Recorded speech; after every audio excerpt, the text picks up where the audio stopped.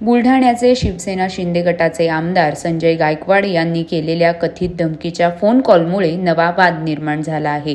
गोविंद पानसरे यांच्या शिवाजी कोण होता या पुस्तकावरून हा वाद पेटला असून संबंधित वादाची एक कथित ऑडिओ क्लिप सध्या सोशल मीडियावर व्हायरल होत आहे. सुमारे 37 वर्षांपूर्वी प्रकाशित झालेल्या शिवाजी कोण होता या पुस्तकावर आक्षेप घेत आमदार संजय गायकवाड यांनी या पुस्तकाचे प्रकाशक प्रशांत आंबी यांना फोन केल्याचं म्हटलं जात आहे. फोनवरील संभाषणात संजय गायकवाड यांनी प्रशांत आंबी यांना शिवीगाळ करत जीवे मारण्याची धमकी दिल्याचा आरोप केला जात आहे. या संपूर्ण प्रकरणावर संजय गायकवाड यांनी प्रतिक्रिया दिली आहे. शिवाजी कोण होता या पुस्तकाचे जे प्रकाशक आहेत प्रकाश आंबी यांना तुम्ही शिवीगाळ केल्याचा एक ऑडिओ व्हायरल होतो.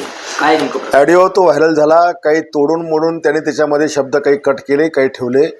मला वाटतं 21 तारखेला माझ्या मिसेसला एका कार्यक्रमामध्ये हे पुस्तक शिवाजी कोण होता हे कोणीतरी गिफ्ट केलं आणि मला तिने आणि घरी आलं दाखवलं. मी हे वाचलं आणि वाचल्यानंतर छत्रपती शिवाजी महाराजांचा गौरवशाली इतिहास आणि त्या इतिहासाला छेडछाड करून एकेरी भाषेत प्रत्येक पानावर शिवाजी कोण होता, शिवाजी क्षत्रिय होता की नव्हता, शिवाजी मराठा होता की नव्हता, 96 कोळस होता का, अशा प्रकारचे अनेक बेछूट प्रश्न याच्यामध्ये उच्चारलेले आहेत. आणि त्याच्यामुळं मी त्याला फोन केला आणि फोन करताना मी त्यांना सुरुवातीला माझे स्टार्टिंग वाचा माझ्याकडे पण त्याची रेकॉर्डिंग. मी त्यांना म्हणलं, प्रकाश भाऊ हे पुस्तक तुम्ही लिहिलं आहे का? तो म्हणे हो. प्रकाशन केलं का? म्हणे हो. आणि मग म्हटलं, तुम्ही छत्रपती शिवाजी महाराजांना शिवाजी कोण होता एकेरी भाषेत का लिहिलं? ते म्हणे पुस्तक फार जुनं आहेत म्हणे, ते यांनी अमुक अमुक लिहिलं. म्हणलं, कोणी प्रकाशन कोणी केलं आहे? आणि प्रकाशन करताना तुम्हाला छत्रपती शिवाजी महाराज असा उल्लेख का तुम्ही केला नाही?